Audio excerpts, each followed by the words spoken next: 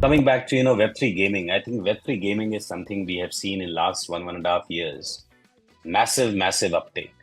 I think as far as gaming platforms coming on, the public chain was already there for quite a few years.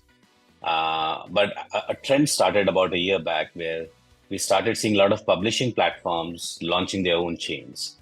And I think Pentagon Games, again, is one such platform, which is not just into gaming, but they are also bringing the flavor of metaverse and the overall user experience.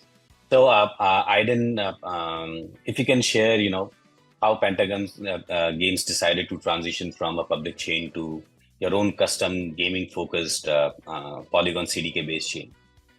Yeah, definitely. Thank you. So just as a little bit of recap background. So we did adopt several L2 chains. So we definitely was a part of that. So now one of the reasons why we decided to move to our own chain specifically is at this time we're creating a permission chain, which we're using this to support content that can be regulated for age and region. So what we actually mean by that is we're still trying to keep a decentralized ethos through the bridges.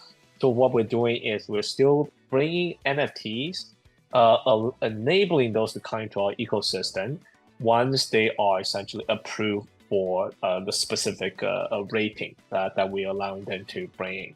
Now, when I say keeping decentralized, which means if I need to disable or ban an item or an NFT or collection, I don't destroy them, right? Well, I don't, force to pause them by essentially move them back across the bridge. So that's kind of one reason why we have I would say it's kind of somewhere in between a public to I would say semi or permission chain environment, but still at the same time, the core is I don't want to ever be in too much control so that I can essentially prevent or destroy assets. So that's kind of what we're trying to do. Now, a big shift for that was also moving from a pure Web3 only focus infrastructure to also a infrastructure which we can also allow Web2 people, Web2 games and stuff, which some of the bigger titles, they have a stronger requirement for age control content or a region control content. So our ecosystem sort of enables support for that. So that's why we kind of really needed a separate chain of our own. At the same time, of course, the performance side is we do need more consistent performance. So which means we can kind of bar or rate each of the application that's coming in to make sure none of them is really eating up way too much resource, which could cause rest of the the network to go down. Because even if you look at some of the biggest and most recent chain like Ton Network, right? A coin called Dogs came out, and all of a sudden everything congested, and Ton Network actually doesn't scale, right? I think it was like 5-6 months ago. Solana the game was crashed because some meme coin came out.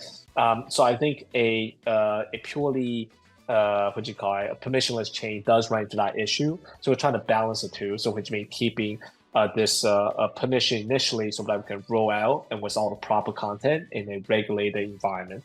So that's kind of what we have to work with. And lastly, we of course the ZK back security was very important that we end up picking the ZK stack over a Cosmos. Mainly because the ZK security backup to Ethereum was very critical for our choice. Right. So I think, Idon, you have mentioned some very exciting motivations to choose or go for your own custom chain or custom rollup. So you mentioned about having permissioning or data privacy. So some bit of control, which is again use case specific, but not to centralize the system. The rollup chain itself would be decentralized, but still you would have some permissioning options. And second, you mentioned about user experience. You also mentioned about ZK-based security, ZK-based proof, which is, of course, one of the most cutting-edge technological innovation in the blockchain space today, bringing mathematical-based security rather than human-based economic security. And then you also mentioned about performance, which again I think it becomes very important because dedicated block space is required. And we have seen that one NFT CryptoKitty is launched and suddenly the gas prices are shooting up and people are fighting with each other to get their transactions confirmed. So of course, from all these perspectives, having your custom chains makes a lot of sense. And I think you have covered almost more than 50% of the motivations that we hear from various startups, why they want to choose